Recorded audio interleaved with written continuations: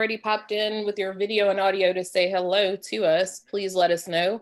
Also, everyone be aware that the webinar is now live and we are streaming on the Regent's YouTube link. So heads up that we are live and rolling now, and we'll get started in a few minutes.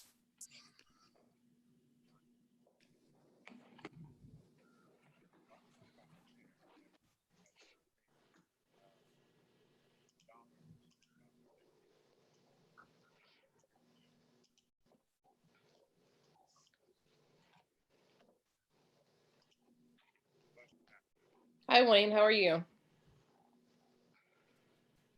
Oh, let's see. I think you're muted, but I see you. Okay, is that better? That's better. Thanks for joining us today. We'll get started in a few minutes. All right, thank you. And I see somebody has Lisa Vosper's name on there, but you're not Lisa Vosper. I know. Hi, it's Ali. Hi, Ali. How are you?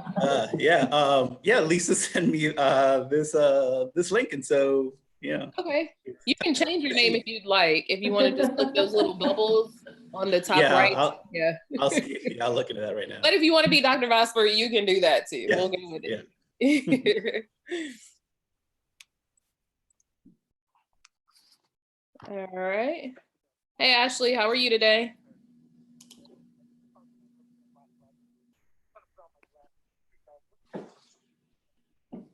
Ashley, wave at me if you can hear me, just so I know. How are you? Good. All right. Let's see, I've got 2 pages of people now. Let me just scroll over and make sure I've captured everyone. All right, 2-minute warning. So if you're listening, I'd ask everybody to go ahead and switch on their videos so that we can prepare to get started. So keep yourself muted if you don't mind, but please go ahead and switch your video and turn it on so that the secretary can see who's here and we can get started in 2 minutes.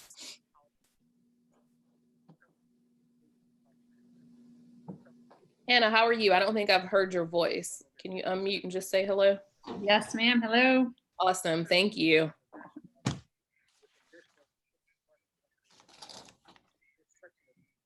All right. Let's see, we have a few more folks jumping on. If you don't mind, please go ahead and switch on your video if possible.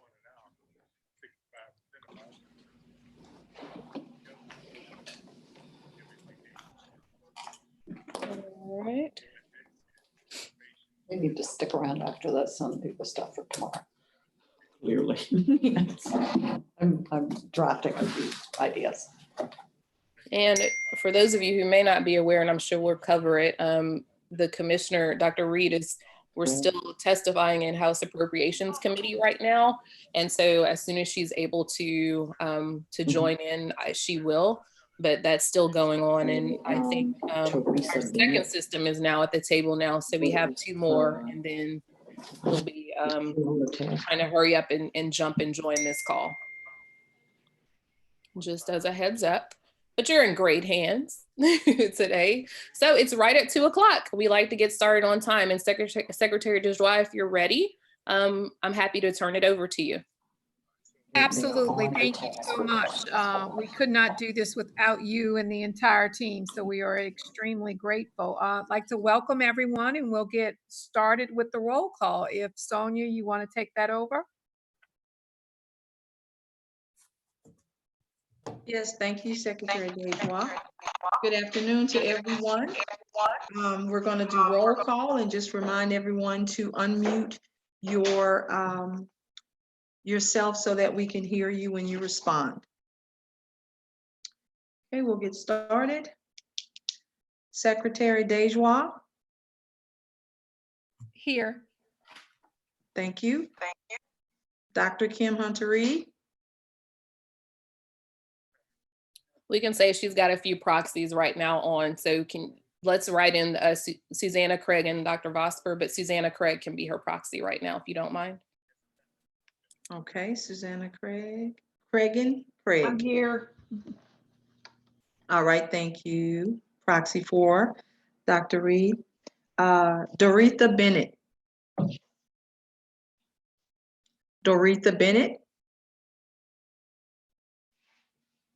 Bruce Posada.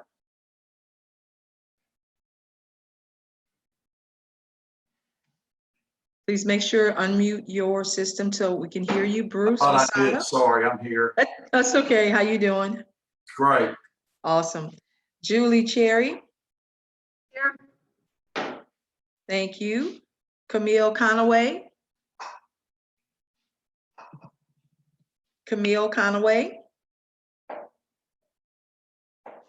Wayne Denley. Here. Thank you. Hannah Deitch. Present. Thank you. John Framboni. Present. Thank you. Henry Heyer.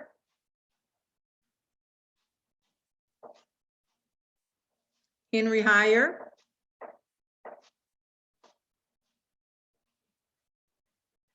Paul Hilton. Here. Thank you. Darcy McKinnon. Here, present. Thank you. Brittany Major. Here. Thank you. Andy O'Brien. Andy O'Brien. Mike. Sonia, Yes. excuse me, I did want to say Andy is driving, so he sent me a text that he's in listening mode only. I'll get him to send a certification that he is listening, just so you have it for the record. Yes, ma'am. And we can pull him in actually, if we know. So we'll go ahead and pull him into the meeting in participant mode now. Well, I'm here. Oh, Okay. Awesome. Thank you, Mr. O'Brien. Thank y'all. Okay, Mike Palamon. Here.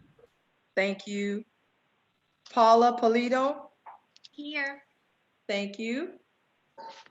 Janet Pope. Janet Pope. Cynthia Posey. Cynthia Posey.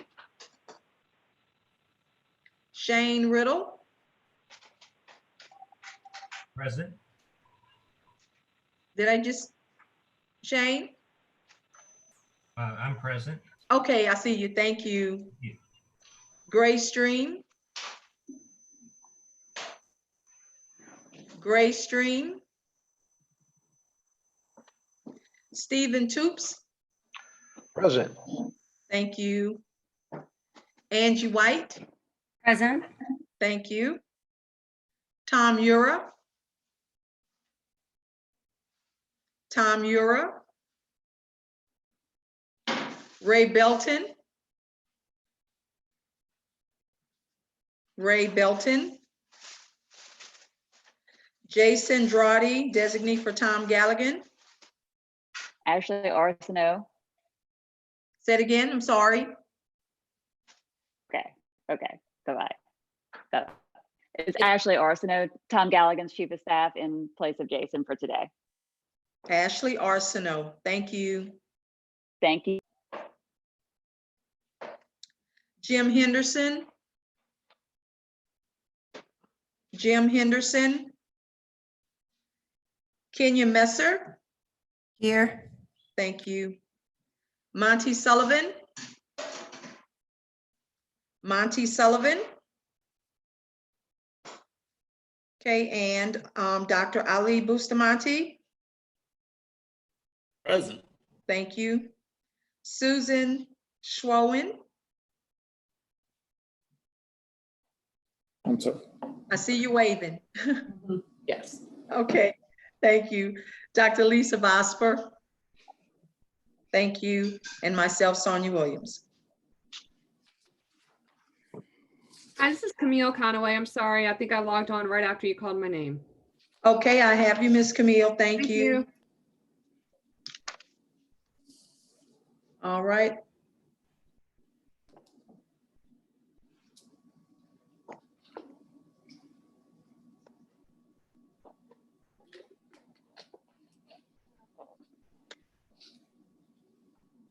And I'm not sure if anyone else has joined in. Miss Dorothy Benton. I'm sorry, Doretha Benton. Mr. Henry Heyer. Janet Pope. Cynthia Posey. Gray Stream. Tom Ura.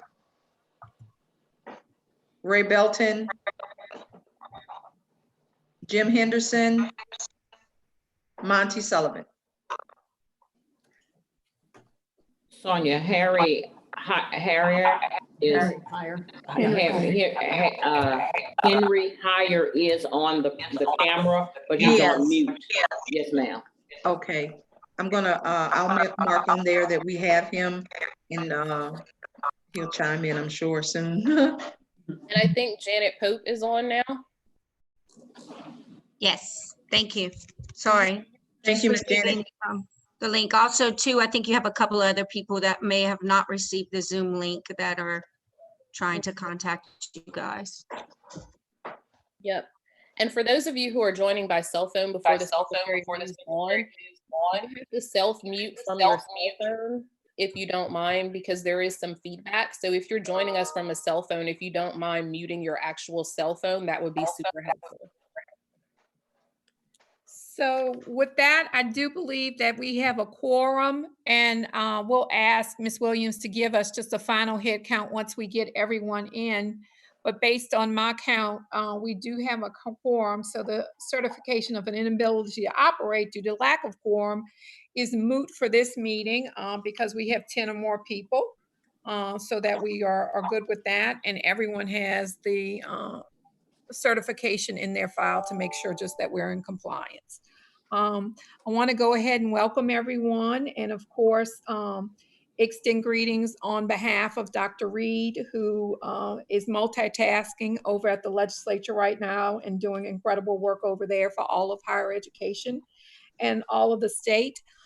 So with that, we'd like to just jump in and begin to get our agenda started, beginning with I believe we have two different, I think an agenda went out to you all, but we may have to do some changes to accommodate everyone's schedule.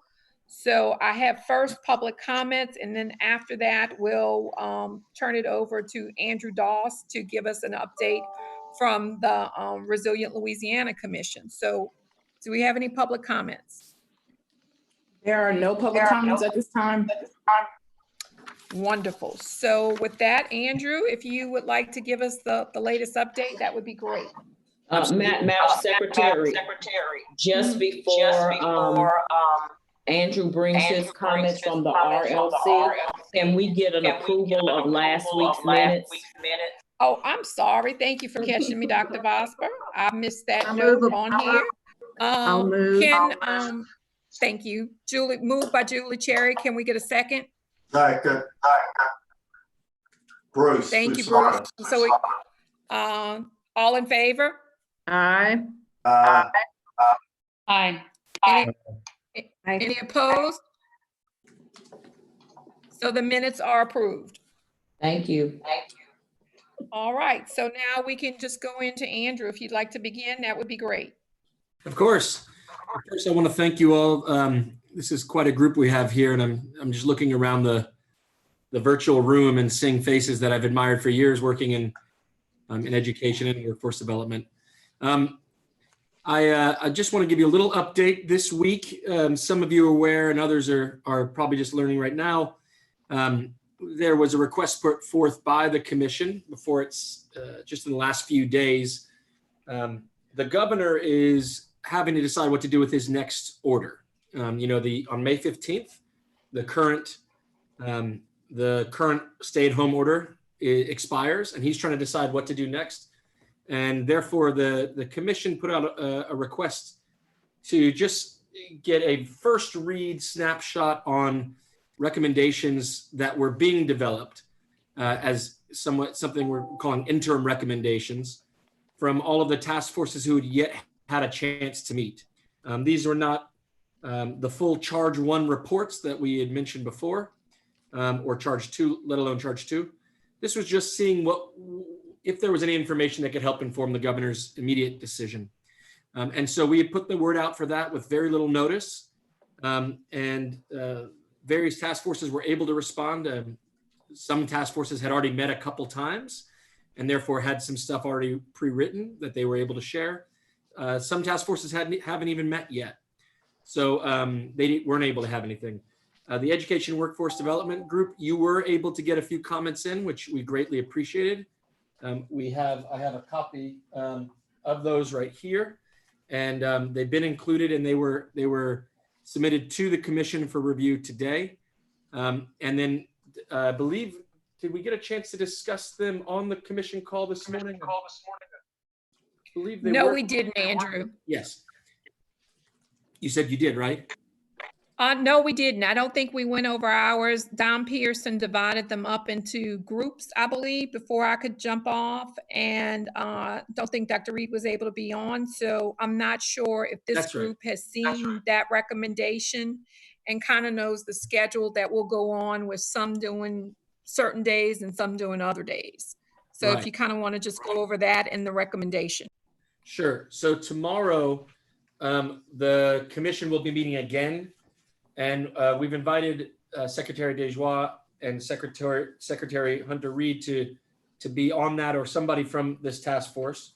The actual recommendation I'm pulling up right now. Let's see. Hospitality.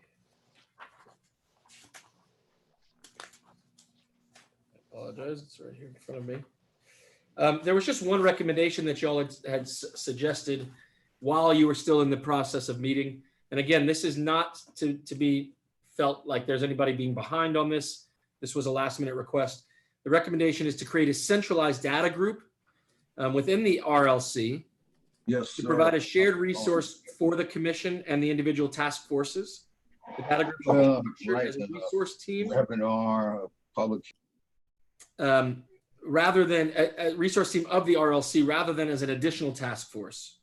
Each task force may, if they choose, delegate members and or staffers to serve on the data group, and qualified experts selected by RLC and task force members may be nominated as well.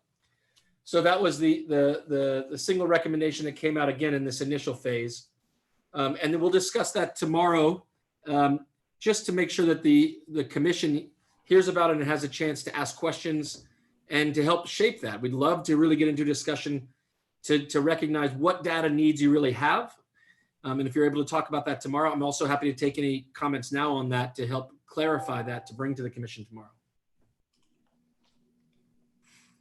I'll say additionally before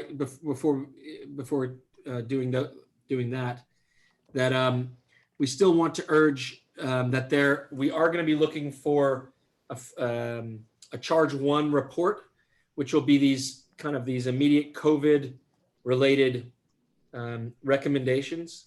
We are working right now on a lot of feedback from various members of task forces and the commission to put together a much more structured template so that you really understand the expectations, the process, and to have a timeline in place. We've been building this plane as we've been flying it, and we appreciate your patience as we've tried to understand exactly what the needs are. And I'm hoping to have those resolved very quickly. Something will be forthcoming. I can't give you a timeline because there's a ladder of approval that we're having to work through. But to be able to give you something that does have much more clearly defined expectations and outcomes so that you understand what that charge one report is looking for, let alone the charge two report. So that being said, I was curious as to what data would be most helpful for you all in the recommendation that you're suggesting at this point.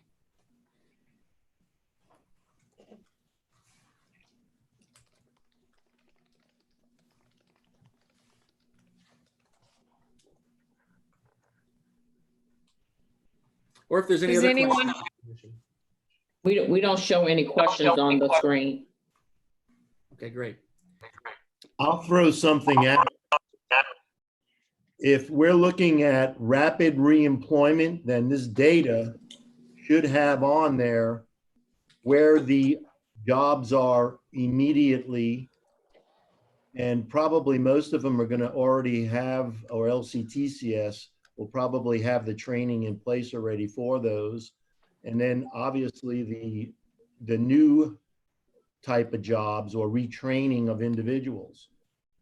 For the workforce component of this and the rapid reemployment, we've got to know that information on a regular basis in order to tag our unemployment or underemployed individuals to a job or a new job. And how do you foresee, maybe Dr. Bustamante can help fill me in on understanding this as well, but thank you for offering that, Mike. How would you foresee this particular group, a data group for the RLC, being able to contribute something that's not out there? I know that Dr. Bustamante puts a lot of resources together, a lot of data. There are other resource groups out there with data. Would there be any suggestions for how we can provide that? We have a very limited staff, but I do want to make sure that if there's something that's missing in the landscape of data, that we can try to find some way of gathering it, if nothing else. I know like the Energy Committee is looking at how to get folks back into employment on a quick basis. So they're going to have a potential job openings. I think in our world, and Stevie, your committee should know, talking to some of my industry folks in the region where I am, the large expansion projects are going to probably be on hold for a while. But they're all going to get back to some of the smaller ones, and we're going to need that skilled craft. So we're going to provide our group on the workforce level, construction. You got Energy Group is looking at how to get their folks back to work. I think you ought to be collecting that data and making it available to all the task forces. Just thinking off the top of my head on your question, but if we're looking at rapid reemployment, we got to know where we're going to employ them. Thank you so much, Mike. You're exactly correct. Does anyone else from the group, Dr. Vosper, do we have any comments waiting or? No, all right, with that, I am going to, I think it's the perfect segue. We did add an agenda item, and that was the early childhood and summer recommendations approval. I would ask the group's indulgence because we have two people that, two other presenters that I believe have to jump off, Mr. LaBar, and I believe Ms. Williams has a meeting with USDOL. So if we could move the early childhood down to accommodate these other ones that have to jump off, I believe was the request I got before the meeting. I'm not sure of the early childhood. Who is going to do that presentation? I'm not. Hannah, is Hannah on the line? Yeah, Secretary Dejois, this is Hannah. I'm here. I'm certainly able to present at any time during this window. Okay, so that's okay with you if we can move around a little bit. Okay, I know this is my fourth Zoom call for the day, so I'm never sure of the agendas and which one we're going to first. So with that, I believe we'll then go into the next thing, which is a perfect segue, which is Sonia Williams, who's the Assistant Secretary for Workforce, to give us some of the insight about the role that Workforce Commission can play with our various partners, higher ed and the like, to quickly put people back to work, and also some transitions about jobs. Then we'll have Mr. LaBar and Dr. Bustamante go over some of the information. We then have the around the room, so we can get some feedback from all those that are involved. We definitely want to get feedback. And then something that we all know is critical, which is early childhood and how we can get our early childhood programs open and be the support that they need along with summer camp to get people back to work. So might be a logical kind of progression of things as well. So with that, I would ask that Ms. Williams begin with her presentation, please. Thank you, Secretary Dejois. Okay, so what I'm going to run through today is talking about disaster recovery, what that looks like, how do we get services available into the state, and then lessons learned through the different type of disasters that we've had throughout Louisiana over several years. And then we'll start talking about the services that are available through that type of program and how that can be utilized to help people get information and to promote rapid reemployment. So you can click to the next slide. So when we talk about responding to crisis, which we in Louisiana, unfortunately, have a track record with that, it comes in stages. And so you have the initial or first response, which is normally your state and local government, emergency services, and volunteer agencies. And then you get into the type of disasters that the crisis has become. And so if it's a major disaster is where you see federal aid that comes through FEMA, which can help with search and rescue, to help restore electrical power, provide food, water, shelter, and basic human needs. So once we get further along into the continuum of providing services, we get into long-term recovery, which is the most difficult part, because then you start seeing the impact and the effects of it. And it does have a financial strain on your local and state governments, as well as on personal property, and most importantly on human life. So although federal funds are made available, it still puts a strain on state or local resources, which is constantly gnawing and putting a strain on those budgets. So the opportunity to have funding to come in and how that funding is used can help to reduce some of the strain on those budgets and use more funds into the community. Next slide. So there are different types of disasters, and they come in different categories, but mainly we're looking at if it's a natural disaster, which we are familiar with: hurricanes, tornadoes. Thank God we don't have earthquakes, floods, major fires, and volcanoes. Technological, chemical releases, power outages, natural gas, man-made, terror attacks, which does include the cyber attacks and the ransomware attacks that we've had recently, race riots and mass shootings, and the unprecedented event that we're going through now is if it's a pandemic emergency, which of course involves the onset of contagious diseases that disrupts services, businesses, and impacts the economy and social costs. And that's where we are right now with what's going on with COVID-19. So if you look at some history over the 15 years, I just picked some of the major disasters that we've had. And if you think about them, think about where you were at the time and what impact it really had, because it touched the entire state as well as the nation. And now we're dealing with something that's affecting the world. So just from Katrina in 2005 to now, with the COVID, we have suffered, our state has suffered, but has also bounced back and had resiliency from all of these disasters that were major disasters that impacted our community. Next slide. So whenever there's a major, and I think my slides are in the wrong order, but go to the next slide for me, I'm sorry. Yeah, so the type of declaration. So when we have an event, we look at two types of declarations: an emergency declaration and a major disaster declaration. An emergency declaration, the governor submits a request to the president within 30 days of the occurrence, or the president can declare it. It doesn't have to come from a governor, but the president can declare it depending on the severity of the emergency. And then if it's a major disaster declaration, and it's the same scenario where the governor submits a request to the president for the disaster, or the president can declare it himself. So now go back to the previous slide. I'm sorry, thank you. So when we get to a major disaster is where you see most of the impact and where we have the availability of funds that are outside of the FEMAs of the world.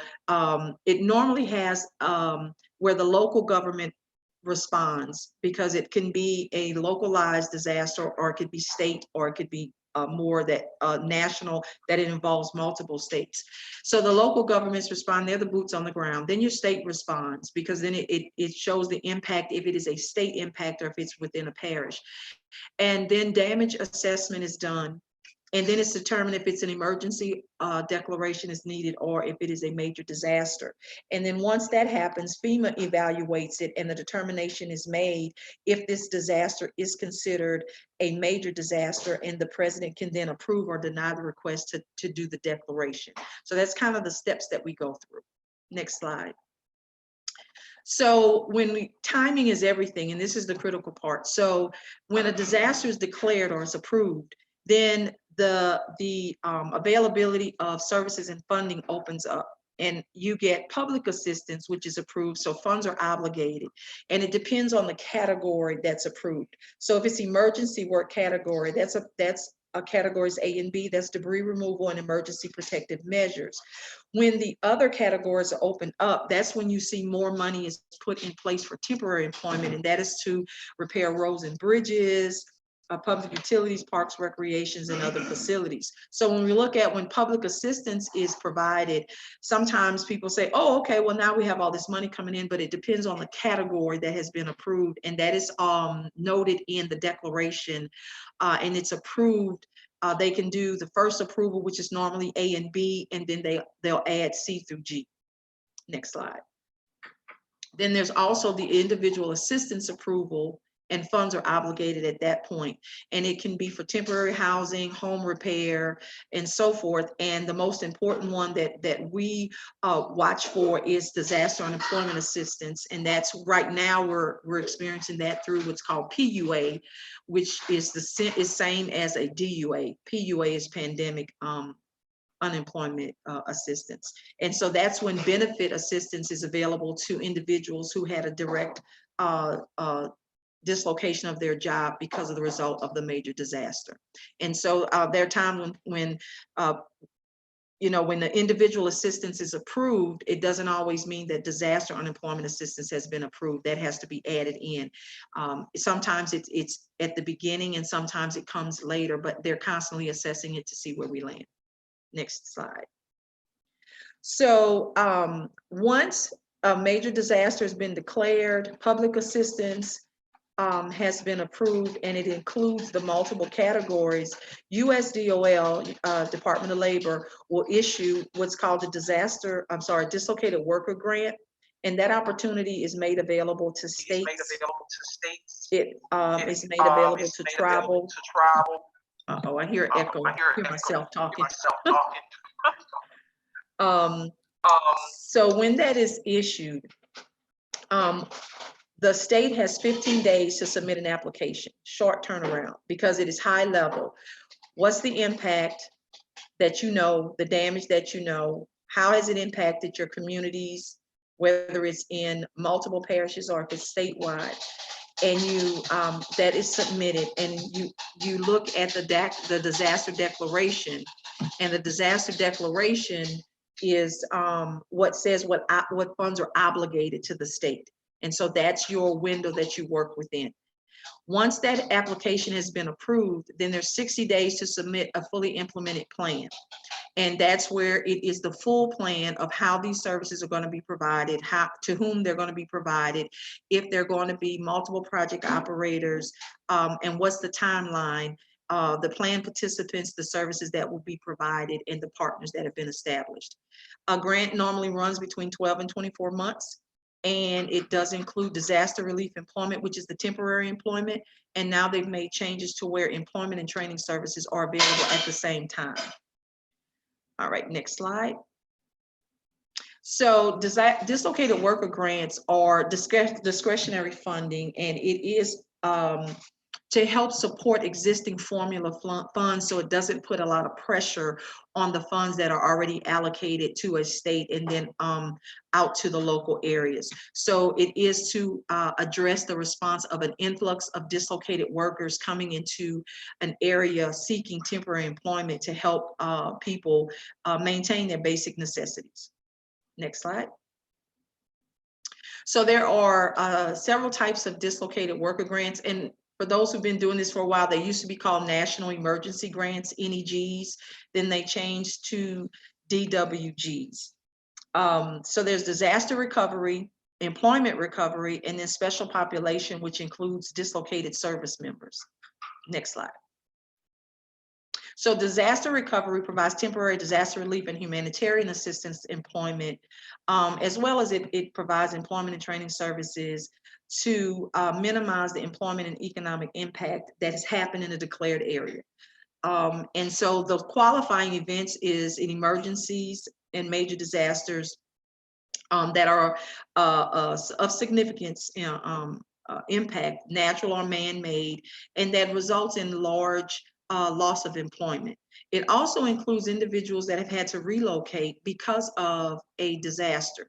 So we felt that when we had Katrina and there was a large exodus of individuals from our state, and they went to other states that received the dislocated worker grant to serve those people. So we had people come in to seek employment, as well as those who moved out that they also needed assistance. Next slide. And then the employment recovery provides resources to states and other eligible applicants to respond to major economic dislocations, which would be major layoffs and significant job loss that happens because of a disaster. So that's the plant closures, industry-wide layoffs, that major community impacts, and closing and realignment of military installations. So those, just to give you a high level, those are basically the type of dislocated worker grants that we would work within. Next slide. So the participant, the eligibility for a disaster recovery grant is someone who was temporarily or permanently laid off because of the disaster, a dislocated worker, and that's someone who's lost their job through no fault of their own, someone who is long-term unemployed, defined by USDOL is anyone that is unemployed for 27 weeks or longer. But for the state of Louisiana, we have the opportunity to identify that time frame of what long-term unemployed is going to look like. So if we decide that in previous grants we've made it 13 weeks or 14 weeks or even 12 weeks, is considered someone long-term unemployed. And then individuals who are self-employed or became unemployed or underemployed as a direct result of the disaster or the emergency. Next slide. And for employment recovery, dislocated worker, a civilian who's been employed at a military installation is being closed or going undergoing a realignment, someone who is an individual who works for a non-managerial position within Department of Defense, and then members of the armed forces who are on active duty, full or part-time, been separated from active duty, or someone who is not entitled to retirement or retainment pay, and they apply for training within 180 days of their separation. Next slide. So what are the allowable activities? Disaster relief employment is cleanup and recovery efforts. Basically, the individuals who were, if it was a hurricane or tornado or flooding, they would pick up debris. They would help with moving things from the interstate or the intrastate system, from parks, from facilities, and that kind of stuff. If it's humanitarian assistance, that's someone, that's a position that would help to save lives, alleviate suffering, and maintain human dignity. And those are individuals that would help with dissemination of information, handing out goods and services, and also working with individuals at a shelter of some type. And then employment and training is basically career services such as labor exchange services, initial and comprehensive assessment, IEPs, which is an individual employment plan, job search, and those things, and training, which would be occupational training or something such as work-based learning.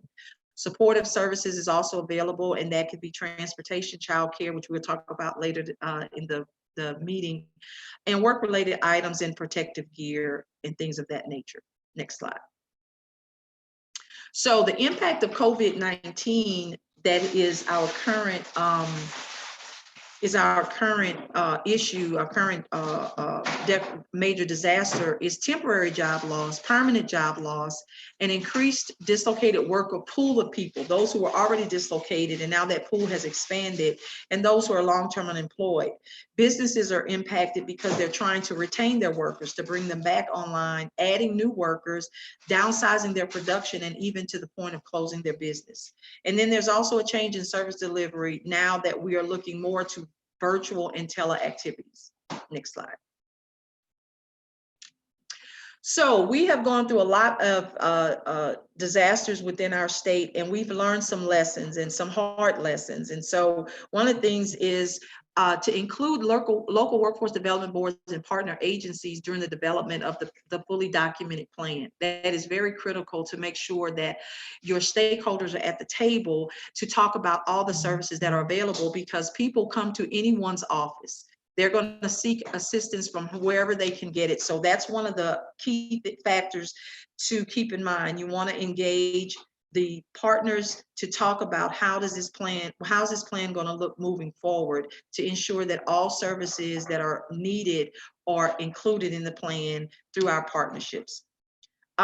Establishing sub-grant contracts with local workforce boards and other service providers who could be the project operators is very critical to get those out as quickly as possible so services can start within 45 days, but no later than 60 days, so that it lines up with the fully documented plan. And so individuals can start receiving assistance as early as possible, especially when it comes to cleanup and humanitarian work. One of the things that we have a challenge with is this: we're still in this disaster. It's not a tornado or a flood or hurricane that has come in and that has ended, and now we're dealing with the aftermath. We're still within it, so it's kind of difficult. So we're doing things at the same time, kind of building the plane while we're flying it.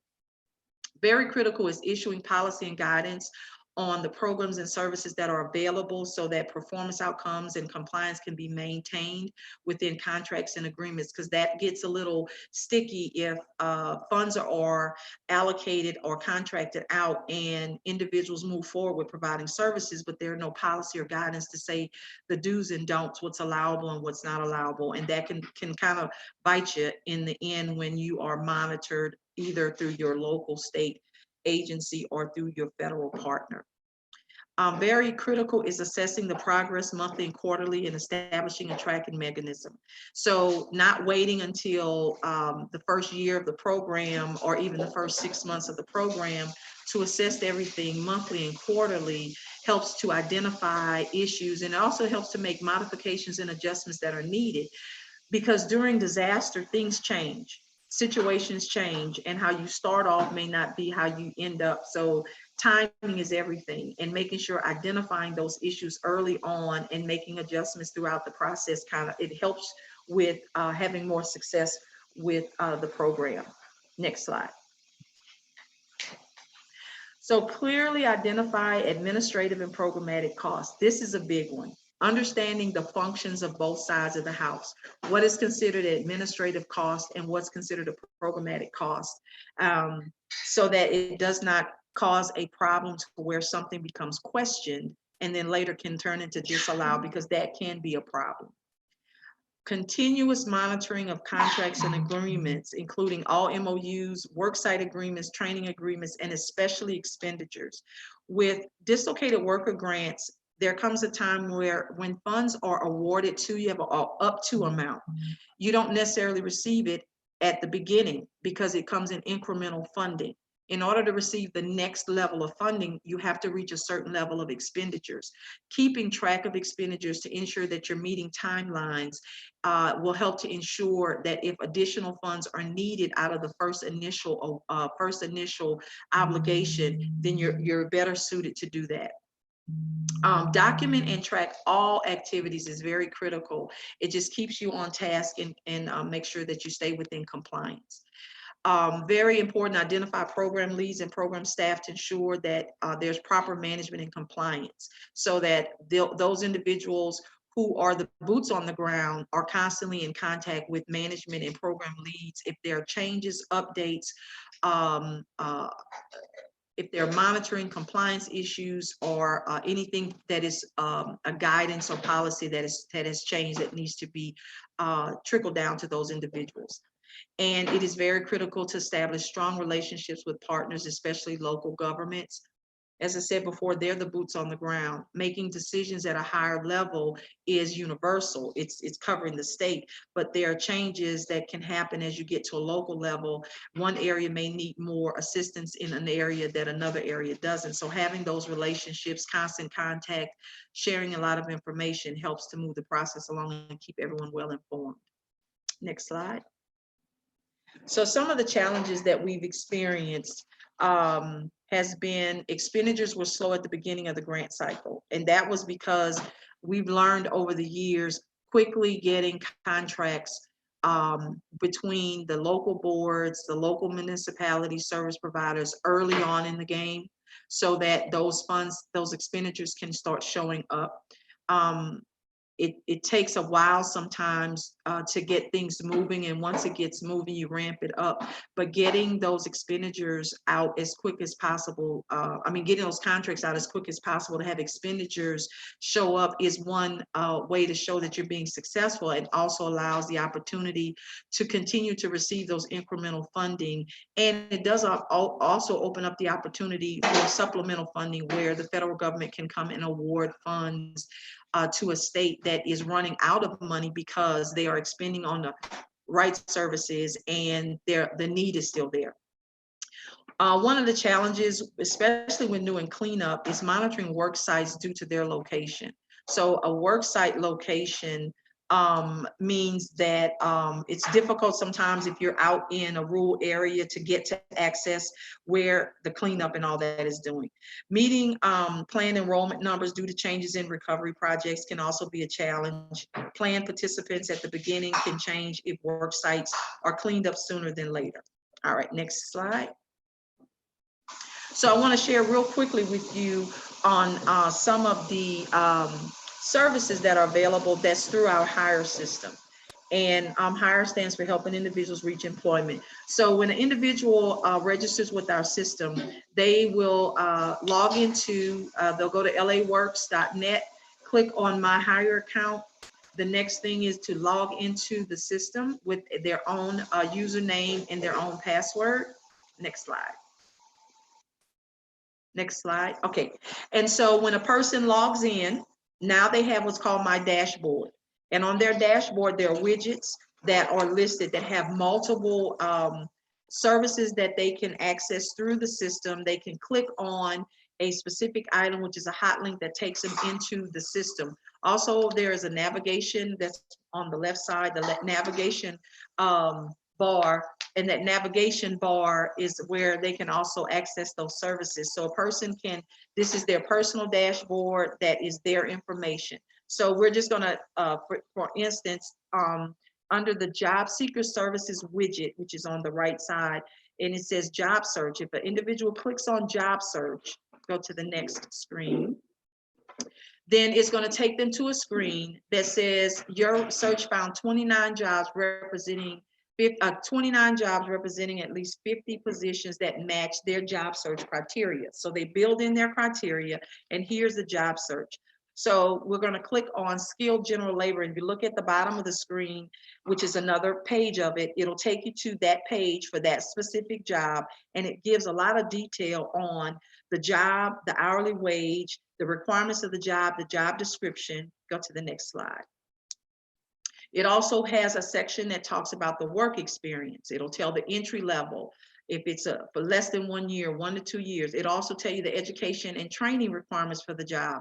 And it takes it and you can highlight on all of these categories, and it gives more deep information, goes deeper into the information. So it helps someone understand not just the job, but how much the job pays.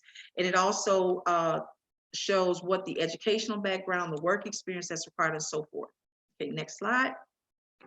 Y'all forgive me, I'm trying to rush through because it's a lot of information.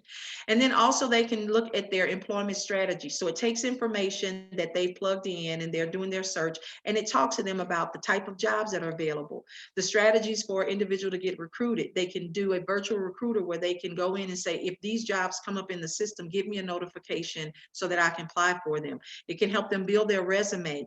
It can help them find careers by going through and doing a career search. Also, their online training that's available. They can click and find out about online training services. So it's a very robust system that has a lot of information. The next slide. It also can allow them to move to click and go to what's called Career One Stop and the ONET system. And these are linked through United States Department of Labor to where it takes them to where they can see career ladders. They can see videos about the job, seeing someone work on the job, get more information, look at the type of industry and occupations within there, the salaries, the type of education. It just has a deeper dig, and it shows from Louisiana through the United States. So they can look at a comparison of what someone who lives in Texas and Louisiana, Mississippi, what the salary range in those states. Next slide. And they can also go in and they can look at labor market information. And I got 2 things circled: occupational information for your local area and questions on education requirements. So go to the next slide. I'm sorry, go back up. I'm sorry, my bad. So at the bottom of that, if they click on those links, it'll open up the page, and there are a series of questions. And so they can click on the question that will take them deeper into the labor market information, so they can learn about the type of educational opportunities, what a person in that job's educational background would look like, and what are the educational levels for a candidate in an area or in that particular job. And then it goes further to show what type of jobs are available. And we also have our star jobs system, where it can show the 3, 4, and 5-star jobs that are high demand, are in demand, and high wage jobs, and the growth of those jobs. And so we have a lot of information within our hire system for labor market. Okay, the next slide. And then they have their own resource page, so they can go to their resource page where they have a message center. They can set up appointments. They can look at all kinds of events that are coming up. They can look at their personal information, their employment plan, the labor market information. They can do inventory of themselves. They can do a career assessment. There are a lot of opportunity for an individual within hire. So for an individual who's looking for a job right now, on our homepage, there are links on there for employers who are hiring immediately. Click on that link. It takes them to a list of jobs. It takes them, they can click on a map, and it can show them regionally where they're located. And then it could take them directly to the employer. So this is our hire system. It has more to offer. I can't show you everything. We'd be here for 2 days. But I just want to give a highlight of this is what we do when we talk about disaster and crisis and how we address that, and then the services that we have available in our system. And that concludes my presentation. Thank you. Any questions? Do we have any questions?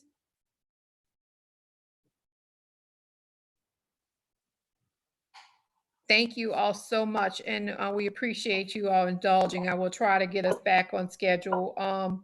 But Sonia, thank you so much. I think it's so important because we already know that we have a DUA grant. Sonia's already done the work, she and her team on that.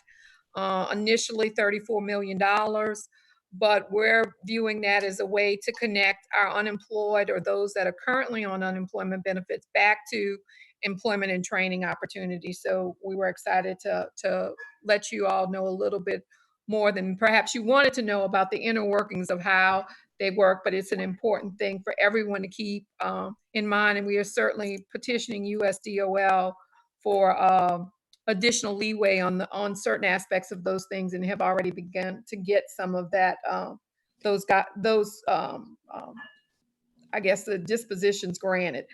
With that, Dr. Bustamante and Mr. Labar, I believe, are going to be the next 2 individuals to present. We're going to ask Will Labar to please unmute and make his report out for his task force update. He has to jump off for the around the room. Hi, this is Will Labar with CGI. Can you hear me? Yes, sir. Great, thanks. And I think on the phone with me, or on the Zoom call with me today, is Aaron Monroe Wesley from Cox Communications as well. We are the co-chairs of the IT and Communications Task Force. And first of all, I just want to thank everyone for the opportunity to come in and give you a quick brief out on sort of the activities that are occurring on our task force and how they relate to yours. When we kicked off the IT and Communications Task Force, we needed to reflect on how to handle the Charge 1 and Charge 2 scope of the RLC. And so the plan that we put into action is to take a look at Charge 1 from an IT and communications sector, as a little bit of an internal perspective on what happened within the various IT and communications sector providers from when the pandemic initially hit. we're hoping that as you all work through your recommendations for charge 1, if there are any critical or urgent action items related to IT and communications infrastructure, that those are topics that may bubble up out of your internal discussions, and then hopefully you can share those with our group along the way.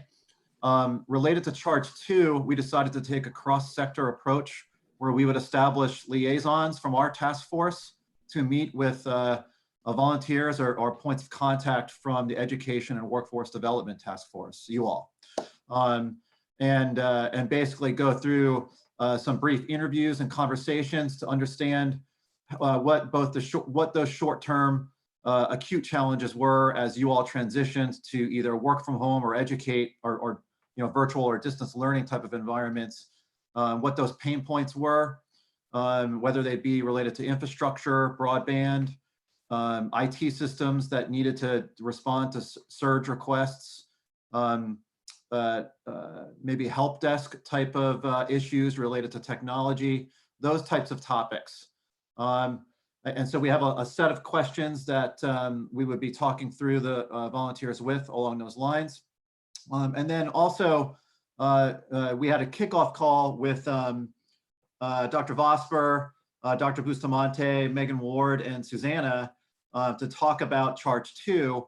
And we think that would also include a focus area of trying to identify programs or mechanisms that could be created and or strengthened in order to support the creation of a workforce, or to accelerate the creation of a workforce that can contribute to some of the more resilient jobs that we've seen in Louisiana's economy related to technology. Within our sector, the vast majority of stakeholders within our sector appeared to transfer fairly seamlessly to a work from home environment, and a lot of the initial impacts of the pandemic weren't felt as harshly as in other sectors.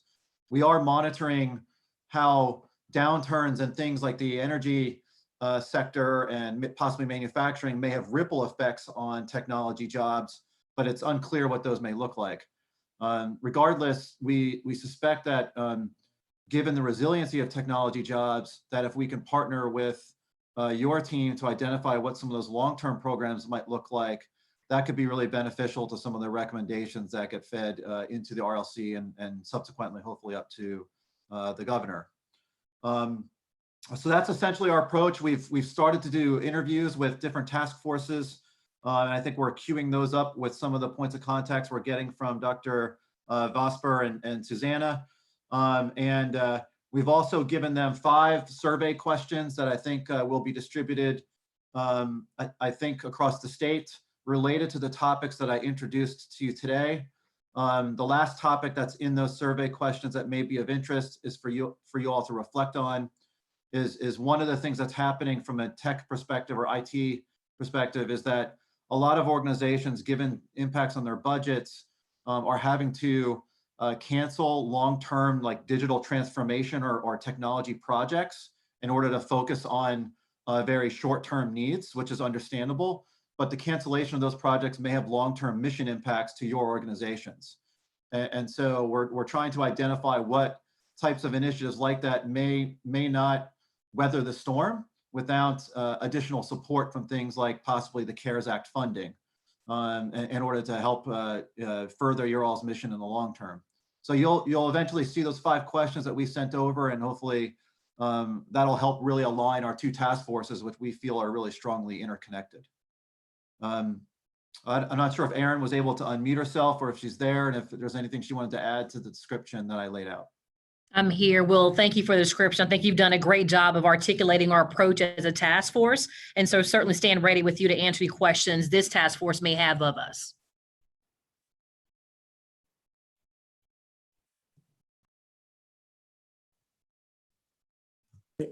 Thank you so much, Will and Aaron. We really appreciate it. I know we're looking forward to working with you guys as we all move in what will be our new normal. With that, our next presentation will come for Dr. Bustamante, and then we'll get into our discussion after Dr. Bustamante. Great. Good Teed up afternoon. and ready. Everyone. There we go. Let's see. All right. Brilliant. So what I wanted to kind of piggyback on something that Sonia Williams said is that we are currently still in the disaster, and unlike other natural disasters, the damage for this pandemic isn't entirely visible. We go to the next slide. And but we can certainly look at some trends. Last week, I presented to you all somewhat of like, contextualizing where we are now. This week, I wanted to kind of tell you all about where we're now and where we're actually heading, and how, what are some of the opportunities and constraints that we'll ultimately be facing.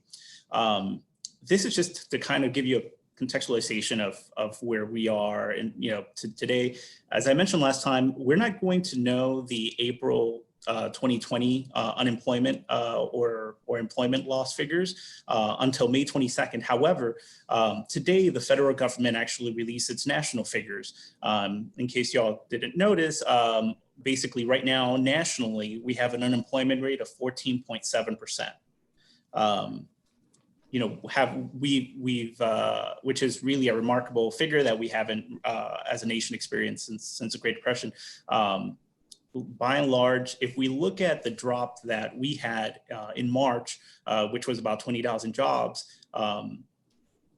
if we're going to have a similar drop relative to the rest of the nation in April, we're probably looking at about 400,000 jobs lost, which would really bring our unemployment rate from the current 6.9% after taking in consideration that 20,000 job decline that we had last month in March, that is, we would probably be edging close if, actually plus or minus 20%, which again, these are really, again, figures that are record setting, figures that bring on unemployment to levels where, again, not really seen, certainly in Louisiana,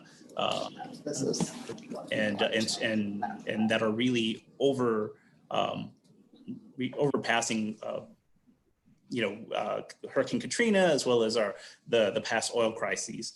So again, not to be a complete alarmist, but it's just kind of, having food for thought in terms of what's happening nationally. We should be reflecting similar figures soon enough. Next slide.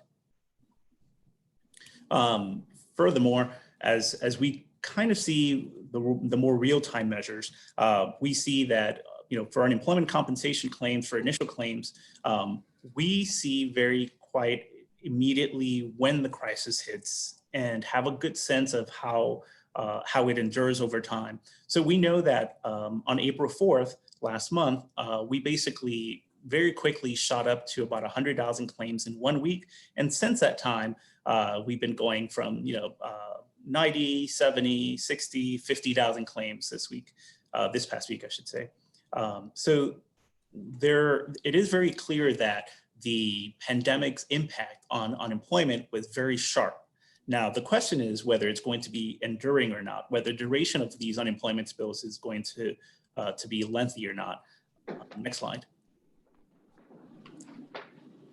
When you look at the continued claims, this is really where we look at some of the best evidence of whether this crisis is going to be enduring or not.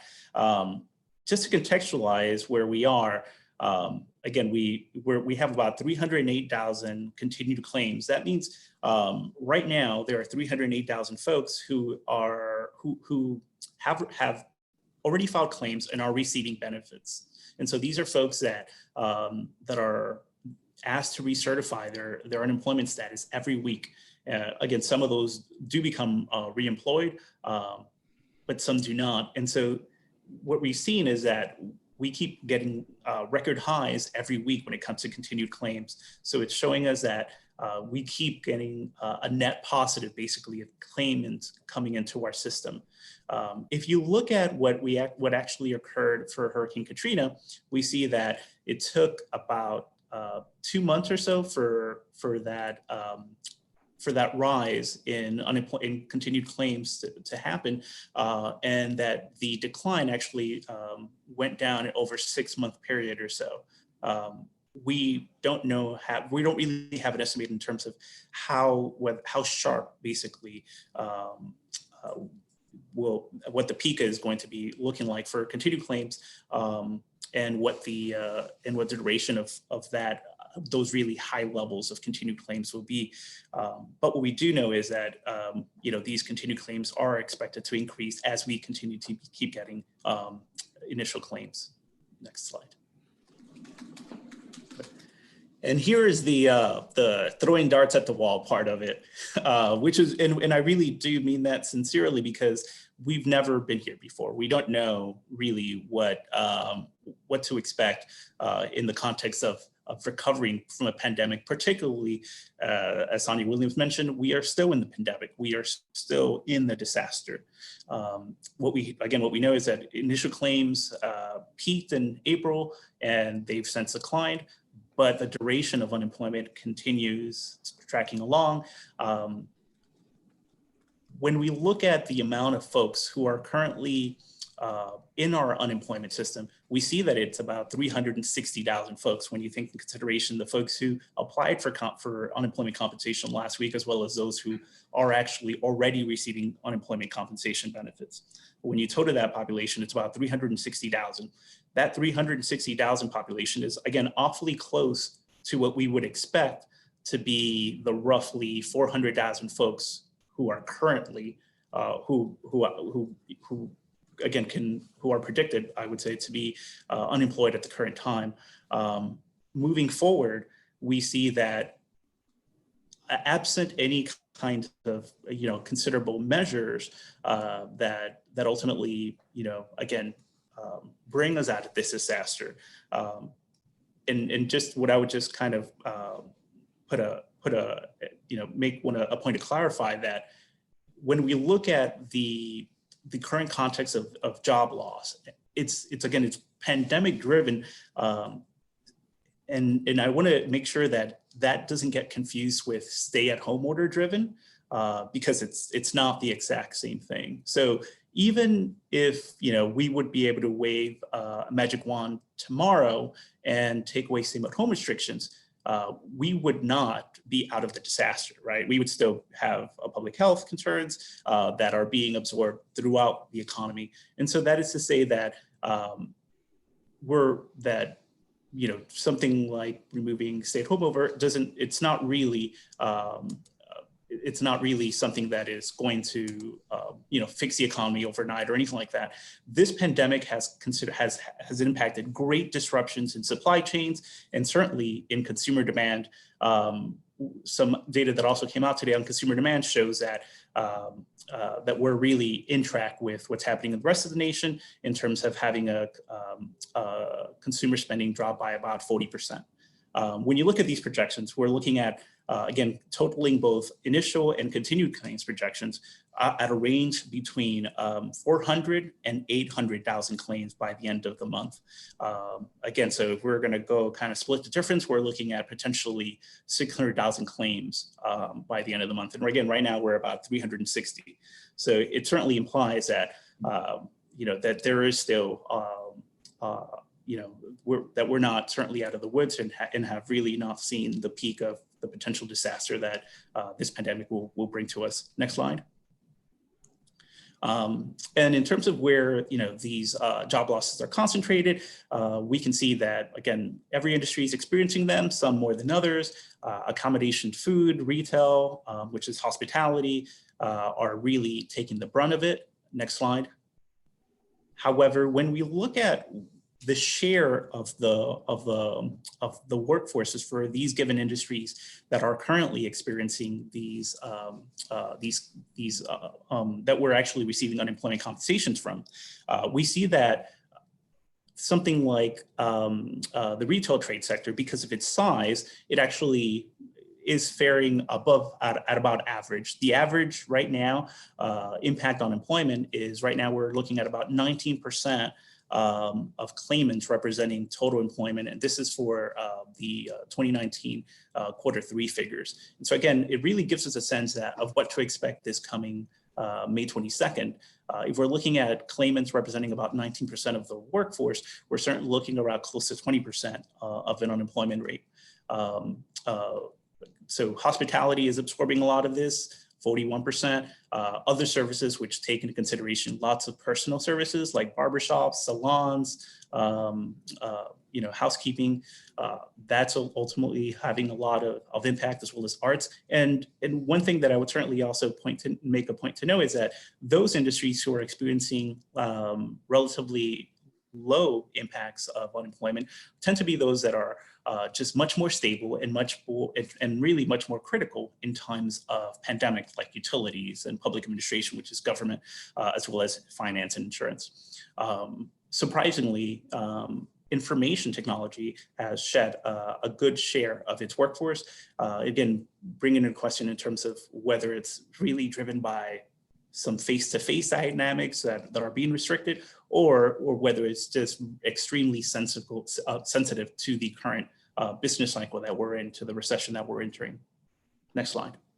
Information includes newspapers. Great. And so in terms of, kind of seeing that we still have a lot of work ahead and a lot of damage to address, just to talk about some of the constraints rather quickly, we see constraints associated with locations. The darker the shade of blue shows where there were more claimants than there were jobs lost. And so we're actually seeing that there is going to be a very large oversupply of workers relative to the job losses, even if those jobs were to return. Now, we certainly hope that a lot of folks will ultimately be recalled by their previous employers. In fact, right now, about 80% of unemployed workers in the nation are listed or qualified or classified as temporarily unemployed. Whether those folks will ultimately be recalled by their employers or not remains to be seen. Again, still a lot of unknown. Next slide. Great. And in terms of some of the challenges in terms of getting folks re-employed in the absence that they don't get immediately recalled by their employers, I would certainly point to the fact that about 40% of our state population only commutes between less than 15 minutes, basically. And so making sure that folks have adequate access to jobs in their neighborhoods is certainly going to be a real concern, especially again when we look at the prior map that shows an oversupply of unemployed workers in most communities. Next slide. And going to that, really segueing, I think, in terms of our childhood conversation, we see that 42% of employed adults in the state actually have children in the home. So again, childcare is going to be a massive constraint in terms of making sure that folks get reemployed. So, given aside that ultimately folks will even if again they're recalled by their employer, what's happening to our childcare system? Is that going to be able to bounce back? Similarly, when it comes to health insurance, a lot of folks, again, the majority of folks who have health insurance have it through their employer, 67%. So is there going to be a lot of immediate losses or prolonged losses in health insurance given this pandemic impact on job loss? So a lot of challenges, challenges to the existing infrastructure of education as well, which again, in future conversations, we'll kind of, think about what kind of recommendations we can propose, I should say, to address these constraints and getting our workforce back. That's it for me. Any questions you may have, I'll be happy to answer.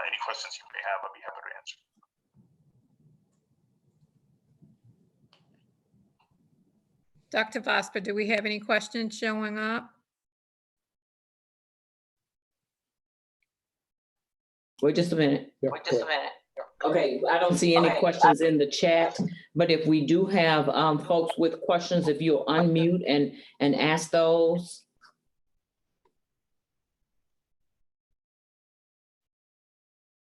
No, ma'am, we have no questions. Perfect. Well, thank you.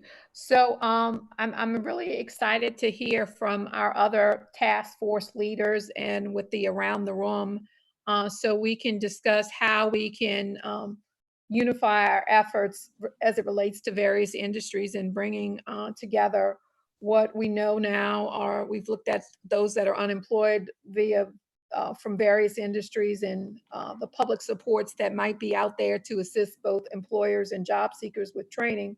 Now I think it's extremely important, and I'm looking forward to hearing from our industry partners. So I believe Stevie Toops is up first with a report on construction. Stevie?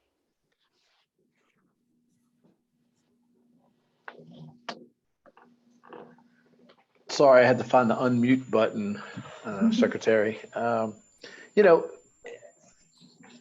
I think the key of this whole thing, and you look at the tracking that Dr. Bustamante showed, the whole concept of this, to me, this is my opinion, this is as unofficial as you can get, but my opinion would be that if we can make it easy, if we can be easy to do business with, it's going to facilitate everything. It's going to grease the skids. The website, going in, getting the link is phenomenal. How do we get that to the thousands of people that we have? How do we make sure they know? And how do they, what if they don't have internet access? How do they get to the library? When can they go back to the library? We need to make it super, super easy. I don't know the answer to that because I've been thinking, unfortunately, I got stuck on how do we make it easy, and everything else was like a big blur. I love everything that everybody went through, but I'm thinking about just people in construction, right? I get it. I understand. Oil and gas has got to come back. The prices of oil has got to come back. The demand has to come back. The demand for plastics has to come back. I get all that. But in the meantime, if we can make it easy to do business with, now I'm going to switch and put my LCTCS hat on. Man, if we can figure out a way to articulate upskill training or whatever the argument is, if you're going to be, there's a whole bunch of hubbub in the construction business right now around this concept of, well, they're making so much money on unemployment, they don't want to come back to work. Fine, we can't fix that, whatever that is. So let's create a track that people can go get a better skill, another skill, move along your food chain, wherever you are. If you've got a 2-year degree, let's go get you a 4-year degree. If you got a 4-year degree, let's get you a graduate degree. Let's do it online. Let's not do it online, whatever the mix is. If you're a laborer, let's turn you into a tacker. If you're a tacker, let's turn you into a welder. All that ties into getting the information to them and making it easy to do business with. Higher ed is not easy to do business with. And I don't mean that to indict any of my higher ed friends. I'm chairman of the system. It's just, if you're in a construction business, translating higher ed is tough. But man, look at the opportunity we have, the downtime right now, and this massive shift.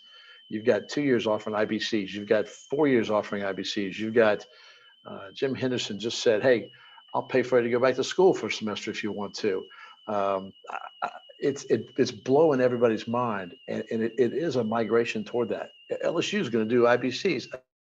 This is the coolest time to go learn another skill, to go make more money. We have a chance to take the whole middle class and kind of move them up a little bit, or take those in the ALICE, the United Way term, the ALICE group, and move them into the middle class. My opinion, again, man, if we can be easy to do business with and make it so simple that they can come back to school, let's eliminate all the BS, whatever it is, the red tape. Let's move open enrollment along. Let's blow some doors open on articulation agreements, and let's make it so that we let people know we want to do it. Secretary, I know they're communicating with your office right now on unemployment. It might be, and I don't know how that communication happens, but it might be the time to say, hey, you want to upskill? Did you know what open enrollment means? Do you know you don't have to have an ACT anymore just to go to school? Do you know, or if you have a degree, the UL system's waiting for open arms. LSU's waiting for you. Come get a graduate degree. I think make it easy works across all bounds. And then for us as construction, we've got to make it easy to get back to work. And then it'd be really cool if we can not only make it easy to get back to work, but allow them the time to learn. Ava, maybe some kind of modified OJT type of thing. I don't know what the answer is, but that's my overly long answer to a short, simple question. I apologize. No, as always, Mr. Toops, you are eloquent and wonderful, and I love your ideas. We say sometimes in our staff meeting, get out of my head. I like being in the same space with you in that. So we are talking about OJT and how to make it readily available to let industry really drive this, and pushing our federal partners on what we feel are some of the restrictions around some things that we can do. Certainly messaging to all those unemployed individuals. And we are excited about bringing work search back so that we can quickly get people back to work. And also that those that may have challenges, get them in the training programs that will benefit them the most to help them to achieve economic prosperity. So we're excited about that. And as always, you have great insight and great ideas, and we really thank you for your work. Hey, but work search is what Sonia was showing us, where you go in and you walk through the website. I mean, you're looking for a job, right? Yes, and you have to tell us who are the employers that you've met with, the job interviews you had. We're going to a virtual platform because after the second week of profiling, we profile folks to determine long-term unemployed, to get them into our offices earlier to talk about, let's fix up your resume, let's get you some interview skills. There's some transferability between your skill set and this skill set. How about you look at some jobs in this industry? Because our first triage is to get you back to work. All right, so I'm going to be the one to upset somebody on every meeting I'm at. So what if I can't find a job? Let's just suppose the construction business doesn't come back because oil doesn't come back right away. In the work search, what if I can't find a job, but I'm willing to go finish my degree, or I can't find a job, but I'm going to go get 2 Microsoft certifications? Does that could that count somehow? Could education count a little bit or a piece of that? Certainly our local offices and through our training funding, we can support those activities, and we expect even additional funding to be able to put people into training. And this is the opportunity for many to go into training. I think it's a balance between saying, this is the opportunity. How do you take the lemons of a pandemic and really make it into lemonade? And this is your opportunity to really invest in yourself while maybe the job market isn't there, to us quickly getting people back into the workforce, which from the workforce side of things or from the Department of Labor side of things, we're tasked with getting people back to work as quickly as possible. And then where it may not always be, I think, ideal for the individual, the short-term training programs. I'm a huge proponent of on-the-job training because I think that's the best of both worlds. That can help, or 3 worlds really, that can help industry partners take advantage of subsidizing some salaries. People can do on-the-job training and get that credential while they're at work. Maybe it's having off-hours training. So if you don't have all of the work there, may be someone still allowed to go to training, do virtual training at the job site even perhaps, so that they can get that credential and that they're earning a wage at the same time. So it's a triple whammy win, if you will. And Sonia can tell you, I certainly try and push the envelope. I've learned something from serving with you, to push the envelope to say, how can we do this and I not end up wearing orange every day? See, being in the private sector, I don't have to worry about the wearing orange part. I'm so glad Monty's not on here, because I did ask him, or maybe he joined, I may be in trouble, but what if, right, there's no jobs here right now, and this is not a commentary on ITEP or anything else. It's just that there happen to be building industrial things, more industrial things in Texas right now than there are in Louisiana. Boy, the overlap or the ability for the entire Gulf Coast to work together. On the petrochemical side, and that includes everything from IT jobs to office jobs, accounting jobs, audit jobs, and welders and everything in between. We got people here working over there who can go to school at night. And then why can't the 2-year system in Texas articulate with the 2-year system in Louisiana, so that anywhere you go to work in this Gulf Coast, you're back to work, they're going to work, And then that skill set is preserved so that when the construction or when the petrochemical business picks back up here, boom, we got the workforce go right straight back to work. There's nobody going someplace else. So I'm going to get Monty to work on that, Ava, and we'll get back to you on that one. All right, and maybe we can just have, I don't think none of us want another work group, but maybe we can at least have a phone call with you and the other task force liaisons to talk about how our system at the workforce can be more nimble and really respond to your needs as business and industry. And I think we also have 2 other task force members, or maybe 3, that were on the revised agenda for comments, and Camille Brum and Tom Euro. And I'm not sure if Mr. Euro is on the phone. I don't remember Can we discuss us getting a conference. Can we discuss Steve's concept, or is we moving on? Mike, if you would give us just a second, we want to make sure that everyone that's listed gets an opportunity to report out. And then we have an open discussion portion of the agenda at the very end for us to talk through everything that you hear in the report outs. Okay. If that works for the secretary. Is that okay, Madam Secretary? Yeah, I think we're going to be running close on time. So I would suggest maybe we need to capture all those if you want to send it in, Mike, and then we can make sure to kind of maybe do a facilitated discussion, because I know we still have to hear from the early childhood presentation. Is it possible to move early childhood to the next meeting, or do we need to We have to approve their minutes to get those submitted to the RLC. So we need to get them up next. And then we have following them, Camille Manning Broom from the Economic and Community Development. And then whatever time remains, we'll have time for open discussions. Oh, he's not up. Okay. Okay. All right. Because I'm working from an old agenda, so I wasn't sure.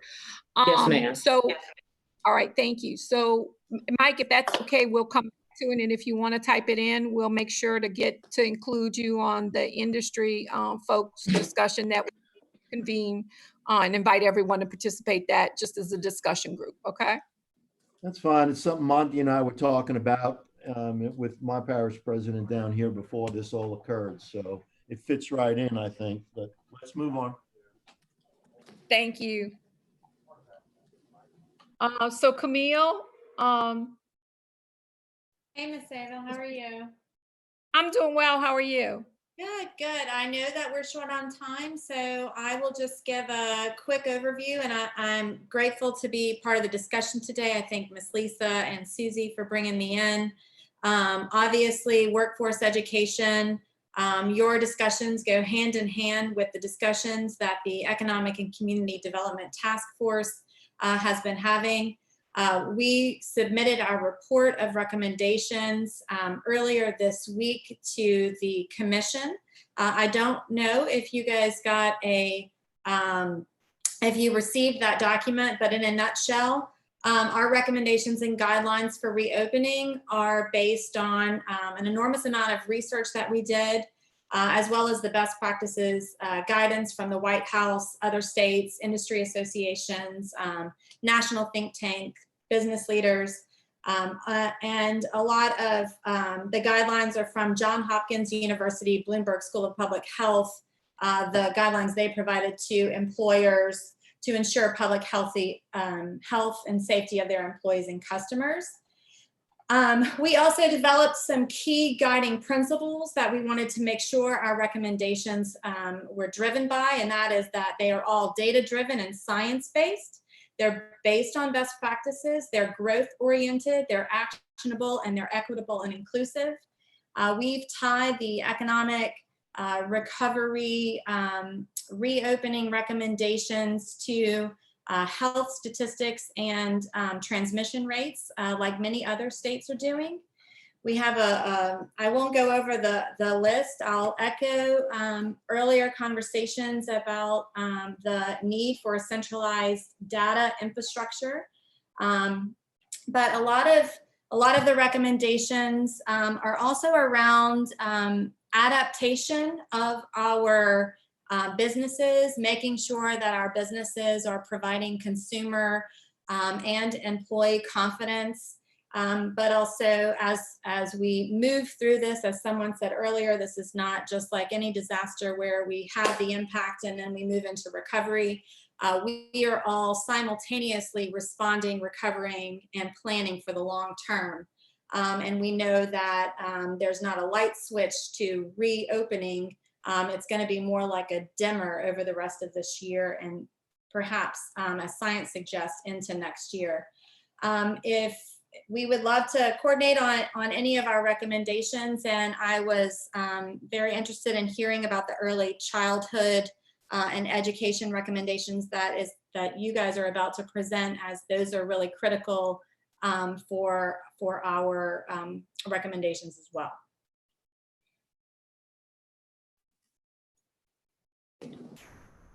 Thank you so much. We really appreciate that. And I know, given your background with some coastal work as well, I know we at the workforce would be very interested in seeing how that factors in as well. So we have already heard from Mr. Labar. Well, we have Mr. Labar, and I don't believe Mr. Ura is on the phone. So with that, we can jump into our early childhood presentation that I know we're all very interested in. Don't have a little one at home anymore, but I know those with little ones at home are very anxious to hear about what our summer camp programs will be doing and what school will look like for our earliest learners. So with that, Hannah, if you can jump in, it would be great. Yes, thank you so much. Yeah, go ahead. Oh, I'm sorry. I didn't want to murder your last name. Deach, was I going to say it correctly? Yes, ma'am. It's Hannah Deach. Thank you. Okay, thank you. Thank you, Secretary Dejois. I know we are running short on time, so I'll try to keep this very brief before I pass it over also to my colleague, Ms. Polito. I'd like to do two things briefly today. First of all, just talk with you a bit about the process for developing the guidelines and supplemental guidance that you all received from Secretary Dejois and Dr. Reed yesterday that relates to the operations of early childhood centers and summer camps and summer schools as we enter into potentially phase 1 of reopening. I'd like to talk to you about the process for developing it and then give you just a high-level overview of what the guidance prescribes. I'm not going to walk through every single point in the guidance as it is rather exhaustive, but I do want to give you a sense of the framework before I think you're asked to approve it and send it on to the larger commission. Several weeks ago, a group called the Adaptive Response Group began meeting. This is a group that was dedicated, that was comprised primarily of medical professionals and public health officials who worked with industry-based folks like myself and others to begin developing guidance for different sectors of the economy as we went into the phases of reopening. So our team at the Department of Education, which also oversees child care centers, worked very closely with Dr. Biu's team and folks from LSU's Health Sciences Center to develop the guidance that you have received. This took place over a course of a couple weeks. We developed the guidance and some supplemental materials to support schools and child care centers with implementing it. And yesterday, the K-12 subgroup of this task force received and reviewed those guidelines and guidance, and they referred it to this group. And here I am here today to walk you through it. More or less what this guidance prescribes are operating guidelines for childcare centers, summer schools, and summer camps, and extracurricular activities that operate this summer. So we're not yet at the stage of being able to have guidelines or guidance for operations for the 2020-21 academic year, although we'll turn to that soon. This is really for summer operations. And the guidelines really break out into three sort of high-level categories. First, the approach to social distancing in a context that serves students. Second, prescriptions for monitoring students and staff for symptoms. And finally, specialized environmental cleaning and hygiene procedures in those child care centers and also in camp settings.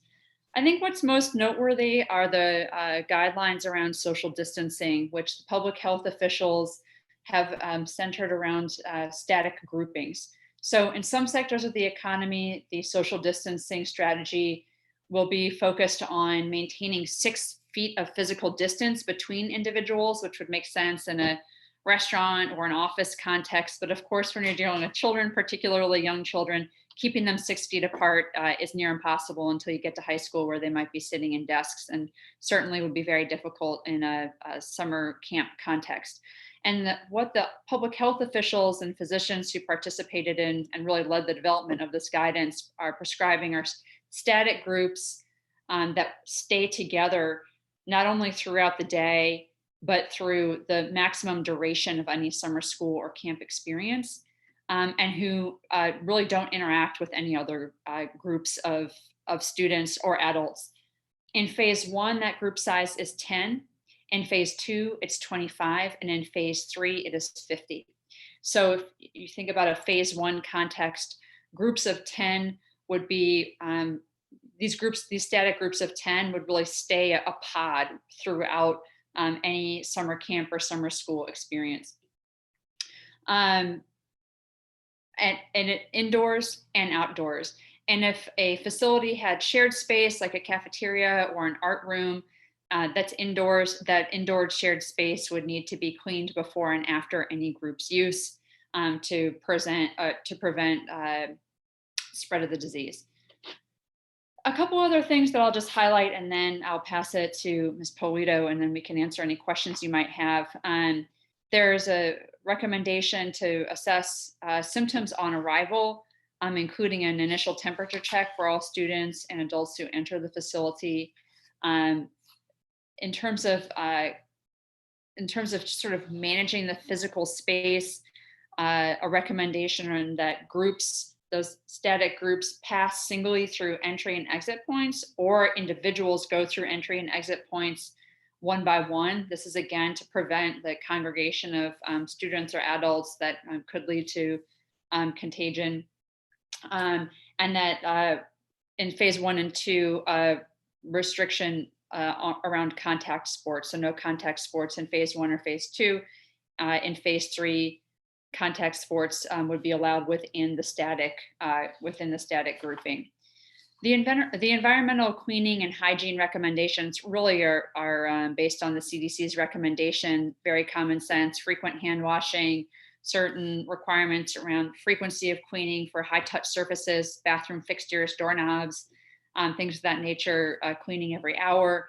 And finally, a recommendation that adults and children over the age of 2 wear cloth masks to the maximum extent that students can tolerate them. Again, these were developed in deep collaboration with and really under the guidance of the fantastic public health team of the state. They have been incredibly accessible to us and have done just a tremendous job of helping us develop these guidelines, which are K-12 schools, public and non-public, and early childhood centers have really been very eager to receive and adapt to. I think one other thing I will highlight before passing it over to my colleague, Ms. Polito, is that we do have some areas that we know will require supplemental guidance, namely transportation, the use of school buses, and athletics. So there's been a request to further define contact sports and limited contact sports. So this is the season for softball. I have one daughter who would be on the field this spring, but is not, and it's a very big season for us here in Louisiana. So we've gotten requests to get further definitions around sports, cleaning of sporting equipment, and so on. And I think we will be able to work with the adaptive response group to develop that supplemental guidance, and we'll bring that to this body for consideration. With that, I think Secretary Dejoie, I'll pass it to Ms. Polito, and then we can receive any questions, if that makes sense to you. Thank you so much. That was wonderful. And we really appreciate all the hard work you've put in. Ms. Polito? Thank you, Secretary, and thank you guys. It's an honor to work with you all. And as Hannah mentioned, our industry is really starving for information. And I'll just want to set the context. In the childcare industry, we employ some of the most vulnerable population. And so that's something to be considered in addition to social distancing. And you can imagine that trying to social distance with 2-year-olds is going to be extremely difficult. So that's something to be considered. We understand at this point, children seem to mostly be carriers. So we want to be very careful as we move into reopening and how that affects our teachers, who again are some of the most vulnerable. So to get into the what we shared, and our subgroup met yesterday to receive this information, really going to echo a lot of what Hannah mentioned already, which is again, persons who have a fever of 100.4 or above or other signs of illness must not be admitted to the center. Going to be difficult for children because when we're teething, we may have fever. So a lot of messaging to parents to assure them things will look very different in the next few months is going to be important. Appendix 2 is a plan for isolation. So if a child becomes sick, what disinfectant you wind up using is going to be important. And that is completely teased out for all of our industry. And again, as Hannah mentioned, CDC, Child Care Aware, Office of Public Health were all referenced in here.